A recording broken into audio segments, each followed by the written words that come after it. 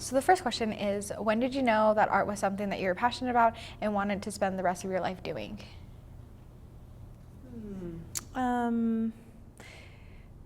Probably after I took my first graphic design class, and this was even before I was enlisted at a university. But it was when I moved to the United States, and I moved at 22, so I was already an adult. I was old, but I didn't start making art until later. But then, as I kept taking classes, it came so easy to me that I felt very comfortable doing it, and I just loved working my hands and getting meaning through the work that I was doing. How did this show that we have here come to be the finished product? Well, this show here is actually a mini retrospective. It has works. It has my first prints, some of the first prints I ever made that go back to 1993, and it has prints from since then till now. So when I was selecting the prints, I wanted to have some sort of representation of each of the different stages and the different times that I've been making prints. Because I don't only make prints. Mm-hmm. I do photography, I do artist books and soft sculpture and installations. Being a Latina woman who has traveled and lived in so many different places, how has that impacted the kind of art that you do, and why so? I'm a visual person, so everything that I see influences me one way or the other. And going to different cultures, going to different countries, I always get excited about the new things that I see.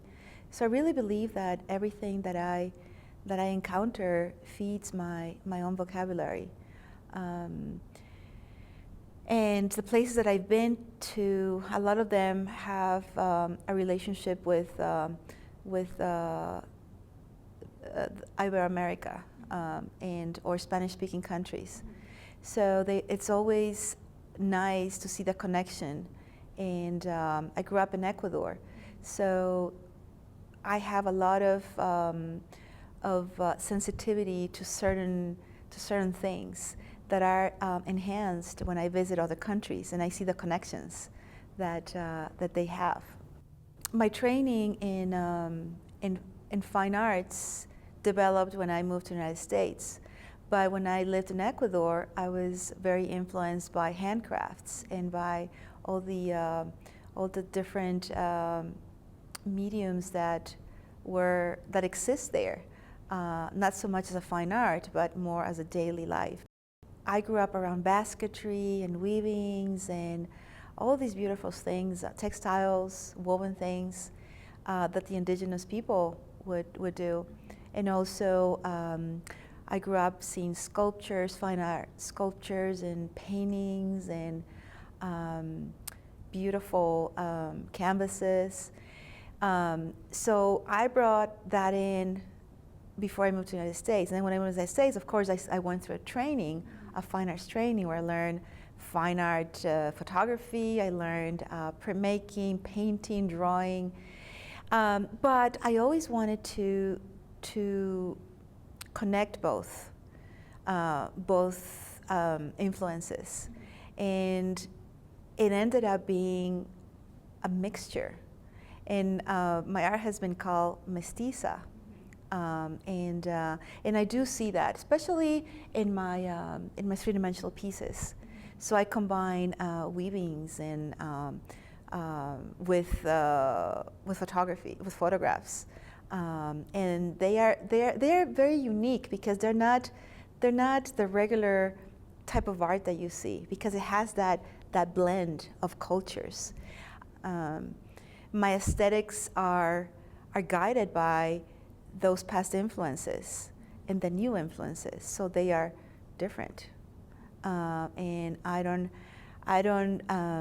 have fear of mixing things. I started sewing on prints, sewing on paper very early on when it was not being done. And this, I'm talking about 30 years ago. Nowadays, people are sewing. People are adding stitches to canvases on a more regular basis. I'm not saying that this wasn't done, but when I started doing it, it was pretty, I would say, pretty radical and not accepted. Most of my pieces are very personal. They talk about my personal history, and they are my stories, my personal stories. And at times they interleave with the stories of others, and they are universal in a sense that migration and immigration is very common. It's everywhere. So I bring that information of my own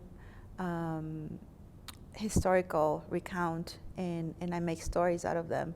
Some are real, and some are, well, actually, they're real. They're not fictional, they're real.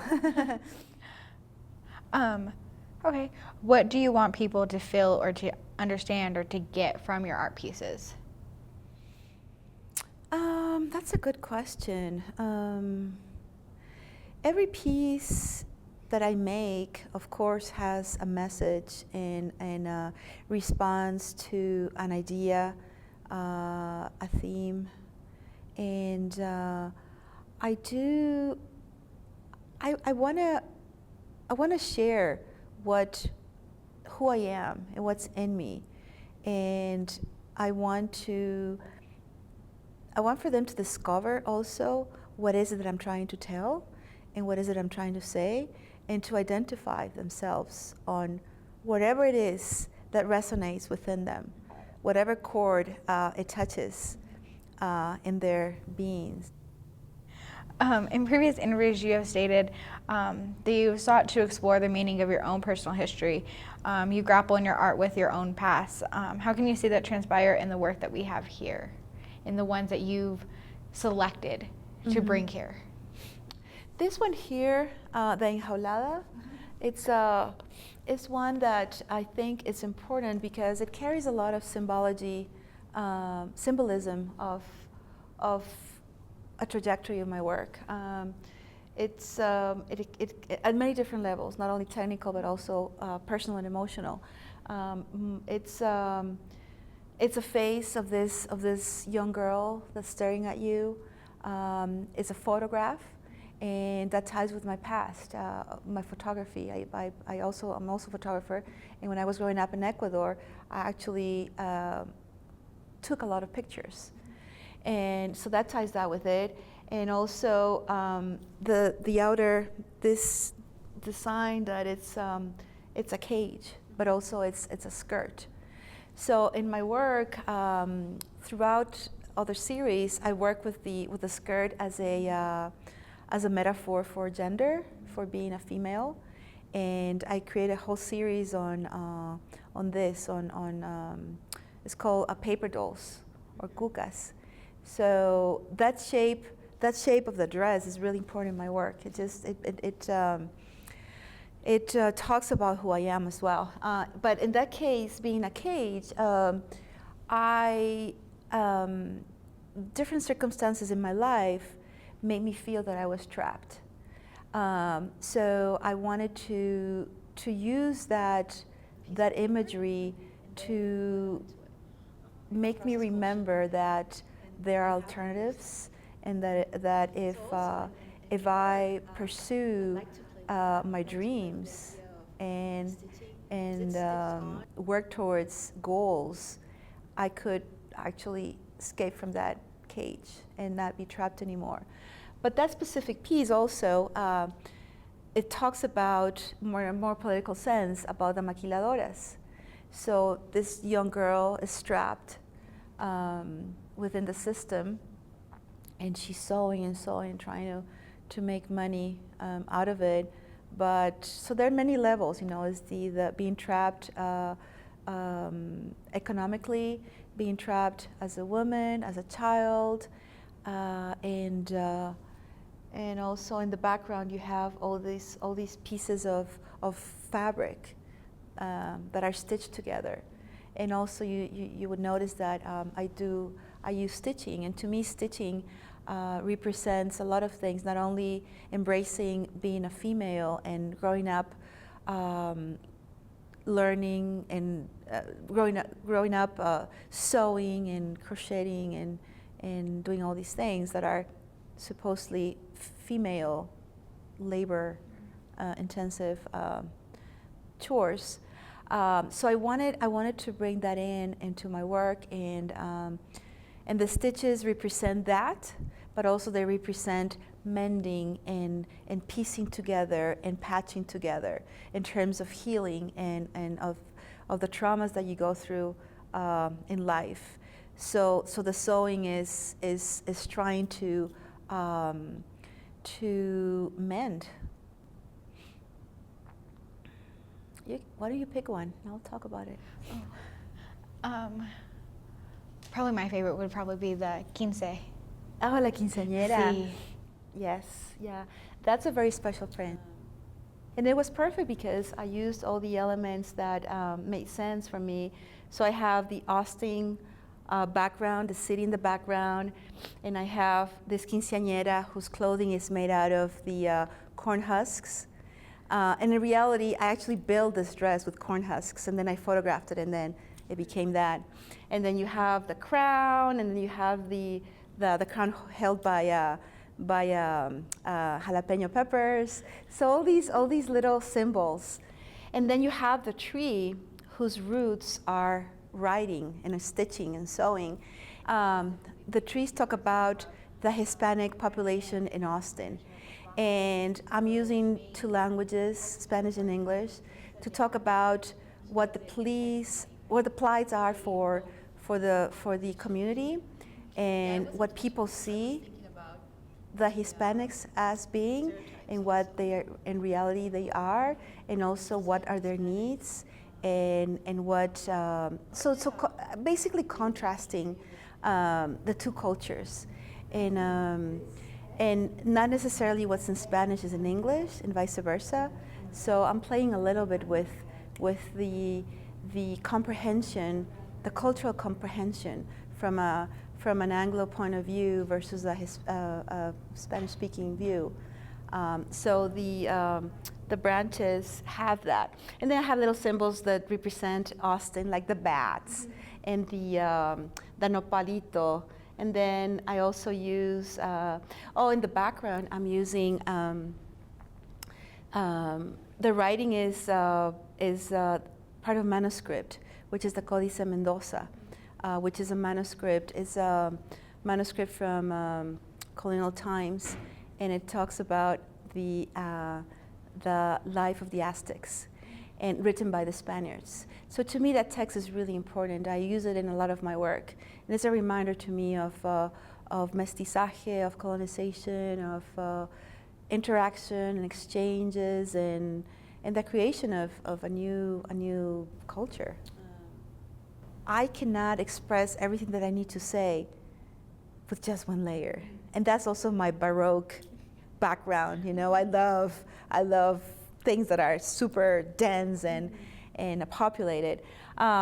So layers, I love layers. And to me, layers are also a way to pull in the viewer and to make the viewer think about what I'm trying to say, and at different levels, and to go deeper. Like, I don't want simple solutions to things. I want the person that's looking at my work to think about it.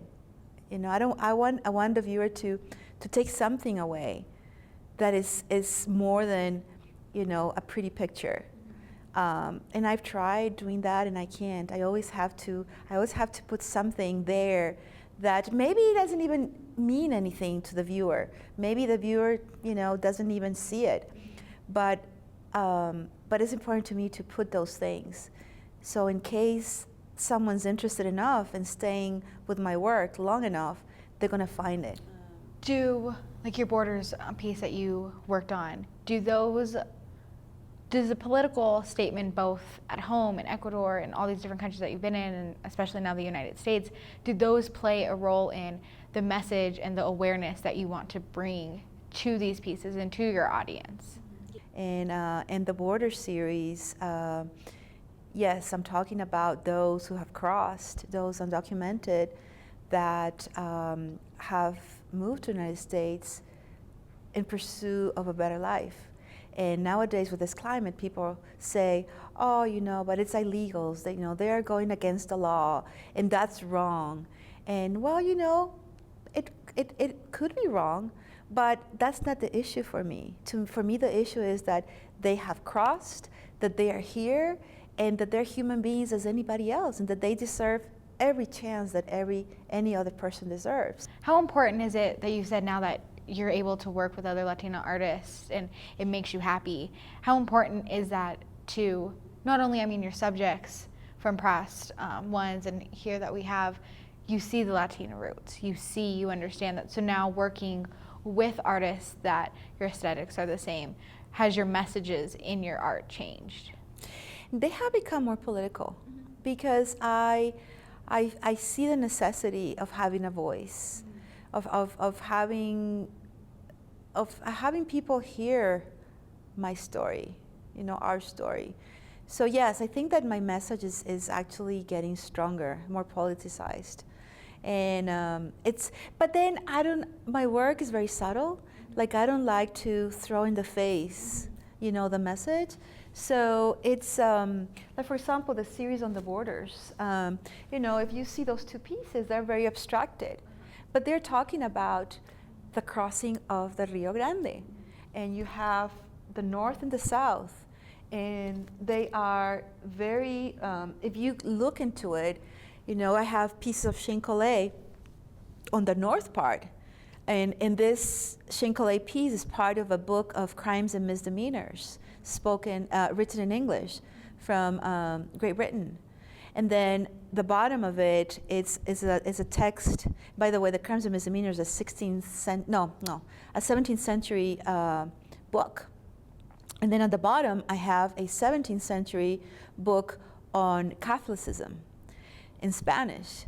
So, it's very subtle, but the message is there. And then the same piece, I have the background of the Códice Mendoza, which is also a document that it records also the tributes that the Aztecs owed to the Spaniards. So there's all this cultural content and of imposition and oppression that is there. And so, and those are the colors, what colors I'm using. So the message is there. And I do love propaganda, and I grew up with propaganda when I was growing up in Ecuador. And, and I grew up with the propaganda from Russia in that time, and from Cuba, and from, all these countries that really wanted to get the message through. And I loved it, but that's not my style. Like, even though I love the written word, I wanna say things. I wanna be able to get to people through a different angle. It's almost like, that sounds horrible. Like when you're fishing, you throw the bait and then you reel them in. But that's what I want. I wanna attract the viewer through a very pleasant and good-looking, I guess, inviting piece.